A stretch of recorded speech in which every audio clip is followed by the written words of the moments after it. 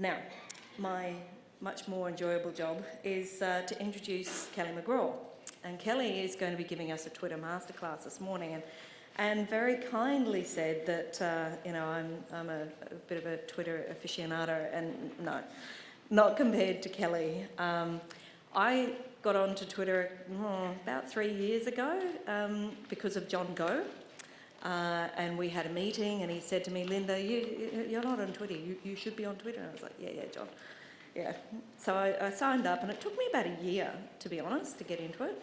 And now I'm kind of addicted, which some of you would have noticed. Kelly, I've only got 1,200 followers. I think I probably alienate people sometimes. But Kelly has 3,200.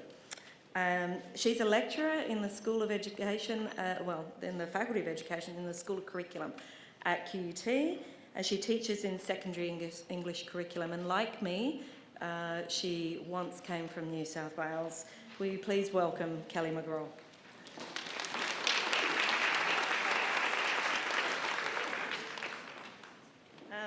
Thanks very much. I think we've got a slide clicker situation down here on the floor, so I'm not sure how I'll click through the slides, but that's okay. I've got this one up for a little while first. I didn't realise, Linda, that John was your maker. For anyone who watches True Blood, then you'll know that vampires all have a maker. You know, it's the person that bites them and gets them infected, and John was yours. People who've been on Twitter for a while, especially those in New South Wales, might know Darcy Moore. He's my Twitter maker. He got me hooked. So respect to those guys. You'll see just quickly up here, that's my Twitter handle, @KMCG2375, which is a little bit cryptic. And in a minute I'm going to talk about making your own Twitter profile. And I just want to say, look, I've gone for the cryptic style. Thanks very much. You might not want to go for that cryptic kind of style. When you look at my profile, you can still see my name. But when people meet me at first on Twitter, they're like, Hamina says, what? And I have to be like, no, I'm Kelly. I picked that because it's my old uni name off my email. I thought I'd stay incognito and discreet on Twitter for a while. Doesn't happen. I don't know about this, guys. I don't think it's quite right. So I might give... It is? Woohoo! Thanks, guys.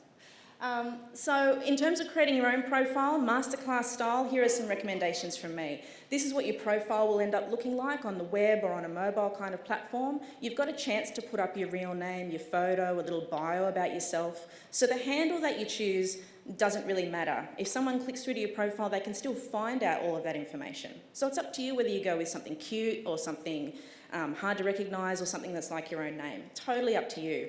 The only thing I would advise is try and keep it short.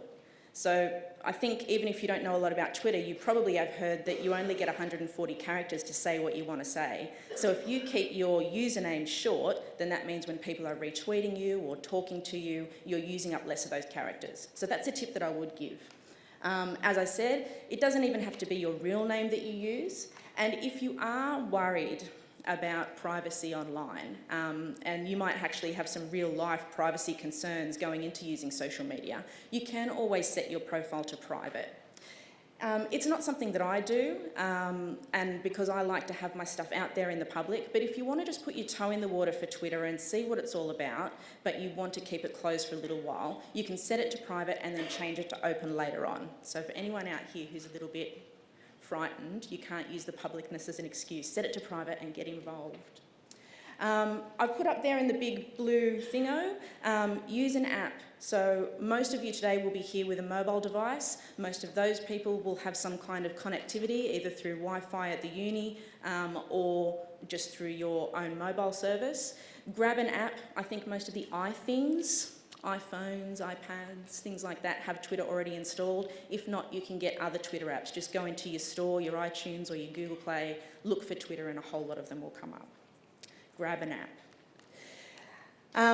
So the next thing that I want to talk about after creating a profile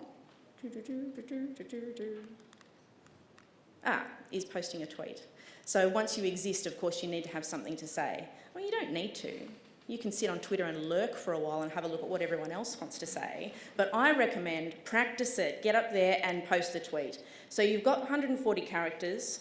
Use them wisely. If you've got your phone out now, and I encourage you to have your phones out, looking down, you know, no one up here. I can tell you right now, the lights are quite bright. So no one's going to be up here thinking, oh my gosh, they're checking their SMSs and they don't even care about my presentation. Not only can't we really see you, but if we do, we're now just going to assume that you're tweeting really important stuff from our presentations. So don't feel rude, get your phone out, post a tweet. And if you're new and you're just kind of warming up to this, here's the kind of thing that you might say, because the fear of what will I say for my first tweet can be terrifying, right? You can say, I'm at the Engage Summit today, looking forward to... right? That can be your first tweet. That can be what you put up if you're new to the service. Or if you're someone who's had Twitter for a while but you've been too afraid or haven't really had much to tweet about, here's something you can say today. Do it now. Do it now. There's actually a slide coming up where I talk about hashtags. I'm going to stop for a minute and make you all do it. So there's a really big do it now on that one. So posting a tweet. I would say there's all sorts of things online, recommendations about how many people to follow. When I first joined, I read something that said you should join 50 followers. You should have 50 people. And I thought, okay. Tried to look for people I knew. I knew Darcy, and he knew a couple of people that I knew, so I had 3. I'm like, what do I do with the other 47? What am I supposed to fill this up with?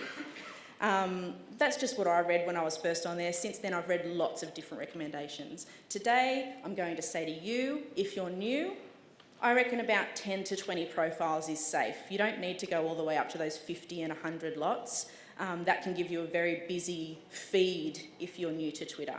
But I would say grab 10 to 20 profiles so that when you check Twitter, you've actually got something to see.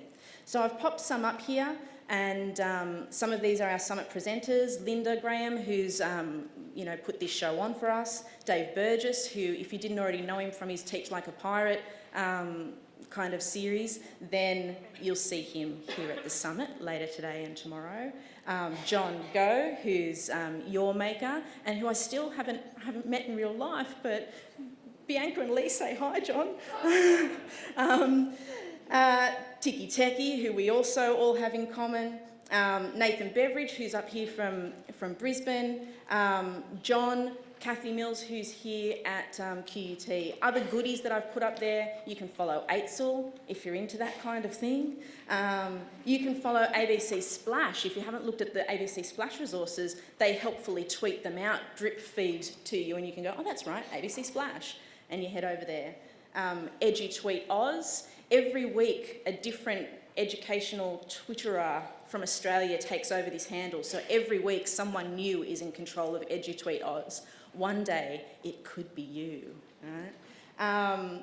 If you're up here in Queensland, the QCAA have a handle. I'm assuming that the other states and territories, that their boards of studies and things like that have handles as well. The Asia Education Foundation, their resources are fantastic, so I'm going to, put their handle up there too. And just for something a little bit funny, if you're like, okay, this is all really a lot like work, I thought you said there was fun things, and I'm really not into Britney Spears, so what else do I follow?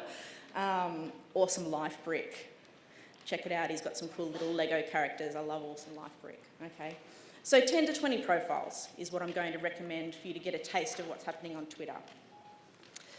So the next slide is search for hashtags. And here I am going to be quiet for, 30 to 60 seconds while everybody literally has a look at their phone. You can search in Twitter for hashtag Engage Summit, and you will find there are at least 20. I think some statistical thing on Twitter says we've got 86, but I've seen at least 20 active this morning, people talking about this summit. Have a look now. And if you're a Twitterer and you already do a lot of this, then send us another Engage Summit tweet so people have got something to see. We might switch over actually to the feed for the Engage Summit. I think we can switch to that and see what's coming up.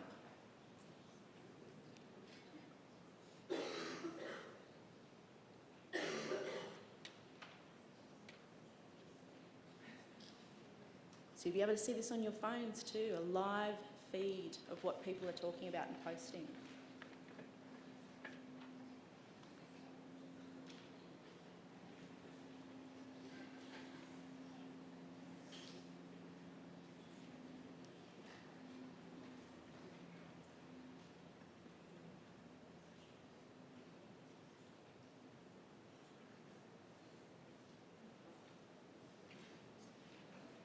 All right.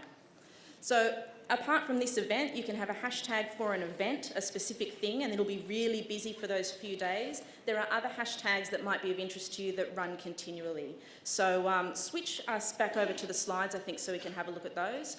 Those of you who haven't seen it yet, there's one called Aussie Ed, and they actually have a chat every Sunday night, but throughout the whole week you can tag things with Aussie Ed and connect with other Australian educators. PST Chat is one that I like to get involved in and other tertiary educators do. It's the pre-service teachers chat. So if you want to get in and be a bit of a mentor to some of our pre-service teachers, they have a chat every now and then too. So those are the ways that we use some hashtags, and you can get involved with that. A couple more things that I would like to show to you in terms of our masterclass. Is that you can reply to a tweet. And this is where I think some people start to down tools and go, oh my gosh, there's @ symbols and it all looks a little bit complicated and not like words. But it's not too bad, really. Here's a bit of a screen where earlier on this week, Stu Riddle, who I think is here today, was down in Canberra at an English literacy conference, which I really wanted to be at. But I'm looking after a little newborn baby at the moment, so I couldn't get down there, right? And so I was frantically, following along with the tweets. And this is what's excellent about this medium, is people don't have to be at the event and they can follow along. So he said, there's an interesting study from Tessa Daffin on spelling strategies of low and high achieving students, hashtag Englit 2015. I was like, wow. So I replied to him. And in Twitter, it's just a simple matter of pressing like a little arrow button or something to make a reply, but you could type it out if you wanted to. And so that tweet starts with his handle, @StuR78, and I've included her as well, @Tessa What kind of study? Sounds interesting. And then Stu replied to me. And so you can have a little conversation like that. And that's how replies work on Twitter. So just on the side there, just to explain that a little bit more, because there are a few different ways you can use people's name. So if I've included in a handle, for example, Stu's, and thanks for letting me use yours today. So if I put in there @StuR78, that's essentially using it in a way like I could be saying, hey Stu, blah, blah, blah, blah, blah, blah, blah. Or I could be talking about him. So I might say, StuR78 can help you with. So it's a way of talking about someone or talking to someone. It's used either way. And that means that they'll get a little notification and it'll come up on their feed. And if they've got notifications turned on in their phone, then they take it out of the back pocket and go, oh, look, someone's talking about me. So tagging someone in when you're talking about them is a really good idea to do. Now, the last thing that I wanted to talk about today was retweeting. So the last thing you can do besides posting a tweet, replying to someone, is retweeting something. And basically that means that if you like something that someone else has posted, you retweet it out, and then that means that all of your followers see it too. So maybe Linda says something that I think is really cool. Her followers have already seen it, but she and I have got different sets of followers, and I want to make sure that all the people who follow me see it as well. And that's a reason why I would retweet what someone else has already said. So that's something else that you could do today. If you're, again, new to Twitter and you just want to kind of retweet or save some things that people do, you can add things to your favourites. There's lots of things you can do with Twitter, but I haven't put them all up. I just wanted to give you a masterclass on what I think are the big basics. So just to recap, what you have to do today, if you haven't already, is create yourself a profile, then post a tweet, follow some people, search for your hashtags, reply to a tweet, and retweet something.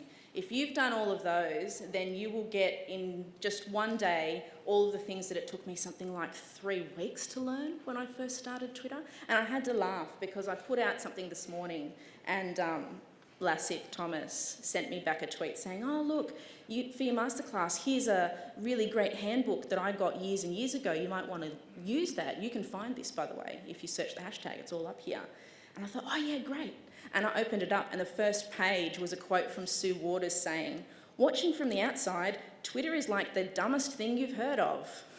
It's like, I'm not sure if that's exactly how we wanted to frame things. But then it went on to talk all about how it's not the dumbest thing you've heard of at all and it's actually quite useful. So I hope that's the message that you've taken away from the masterclass today. Not dumb at all. actually quite useful. Give Twitter a go, and if you're already on there, make sure you're tweeting a few things today so that people playing at home can see what we're doing here at the Engage Summit. Thanks very much, everyone.